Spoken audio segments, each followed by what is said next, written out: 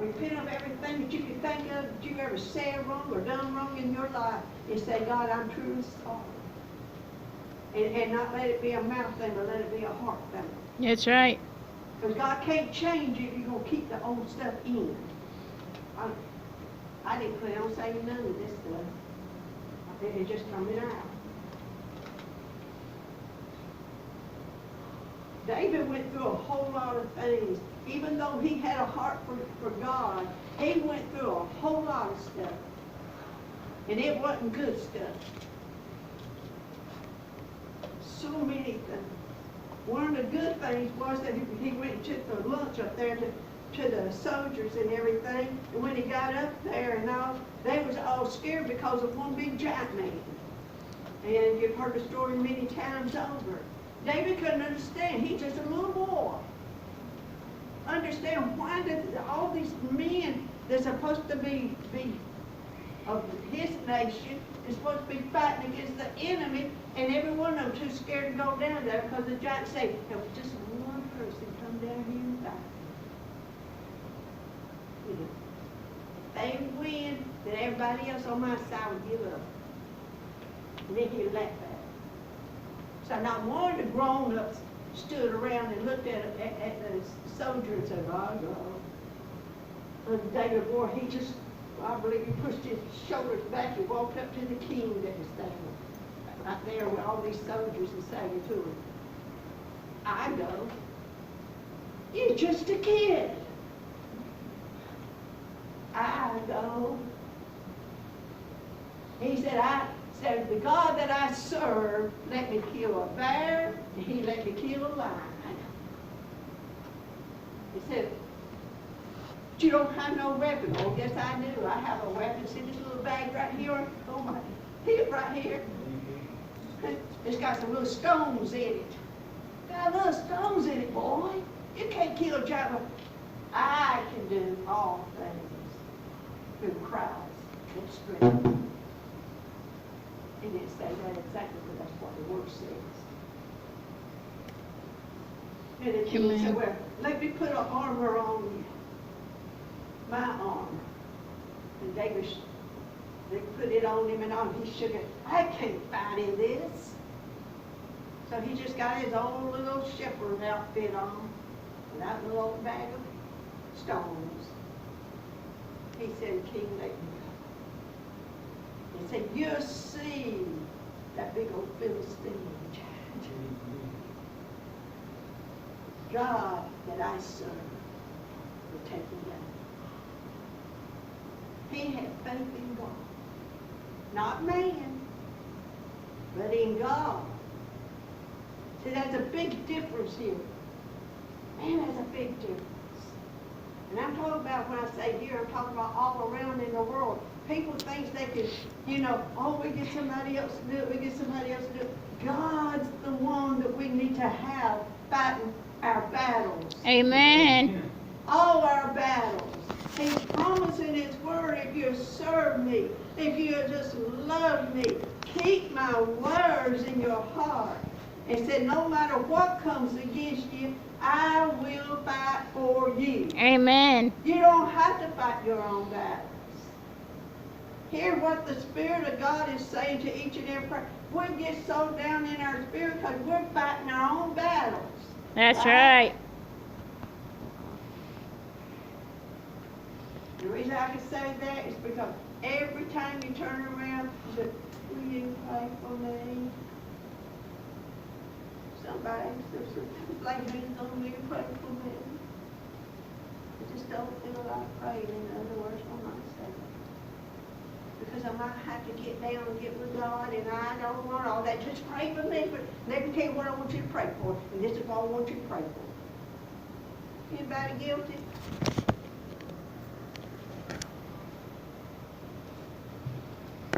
So many people.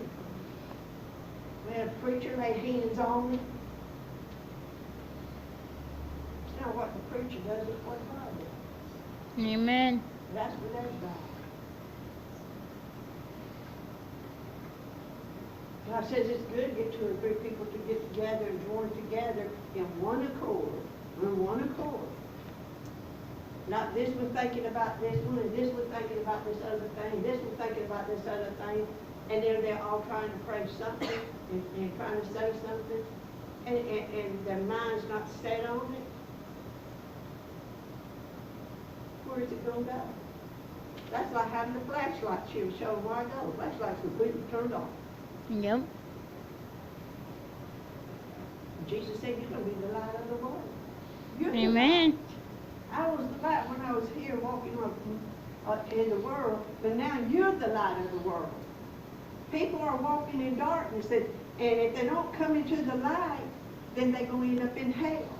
Yep. Go and tell my people. That's what God keeps telling. Go and tell them. They got to come into the light. And that's the truth.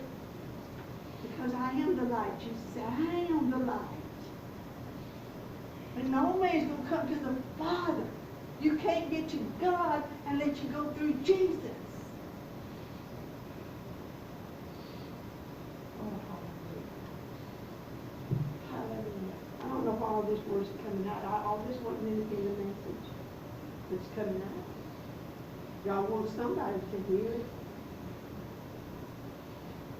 But how did he slay the giant? We all heard the story many times over and on. He slayed him. Then the king, he heard that David played the harp. And sometimes he'd get down, like we all do. We all get down about something sometime, right? And he heard that David played the harp and asked him to come to his palace and begin to play music. And you know what kind of music he played? It wasn't rock and roll. It wasn't country. It was words unto the Lord, praises unto God. Because he loved his God. Yes. Still just a young boy, he loved God. His brothers didn't have time for him. But David went into the sheep and everything. Him and God has something going. Sometimes you just got to get away from humans. I tell Robert that all the time. Sometimes I need rest from humans. Anybody feel like that sometimes? Yep. They're all around you. Mm-hmm. Everybody got something to say. Some don't know where to stop. Amen on that. And then they, that's what I feel. I don't know about anybody else. Amen on that. Just when you think you're fixing to get some rest, ring, ring. Oh, how you doing today? Everybody been there? You can hug God. I do it a lot. I don't know about anybody else, but I do it a lot. Sometimes it don't take but one person.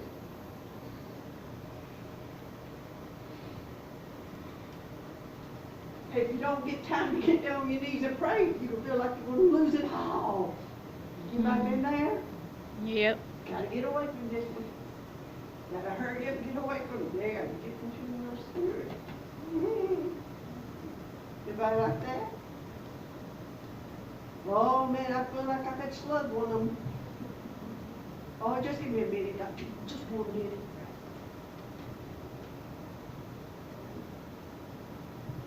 Show love. Show love. Anybody? Anybody?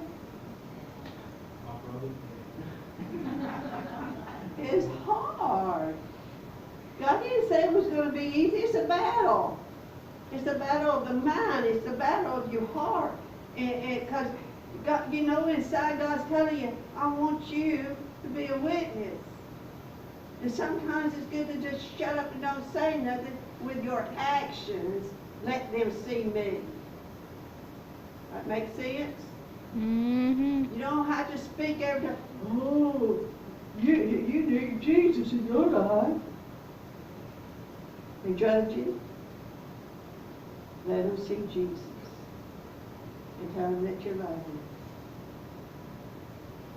There's so many things that comes into our life. David, he ended up